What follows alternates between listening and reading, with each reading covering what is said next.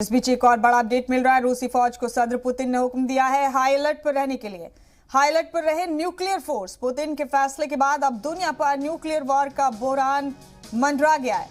पूरी दुनिया ने पुतिन के इस हुक्म की मजम्मत की है। पुतिन ने अपनी न्यूक्लियर फोर्स को हाई अलर्ट पर रहने के लिए कहा है। बता दें आपको कि पुतिन ने इंतबाह दिया है पूरी दुनिया को जौहरी जंग का, क्योंकि चारों जानिब से इक्तसादी पाबंदियां आयद की गई हैं रशिया पर, और इसी को लेकर पुतिन ने ये बड़ा इंतबाह दिया है।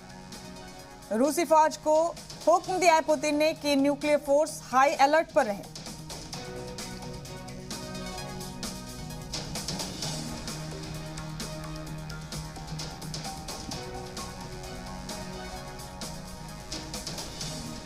रूस और यूक्रेन के तनाजे के हवाले से, जंग के हवाले से बड़ा अपडेट दे रहे हैं। रशियन सदर व्लादिमीर पुतिन ने अपने न्यूक्लियर फोर्स को हाई अलर्ट पर रहने का हुक्म दिया है।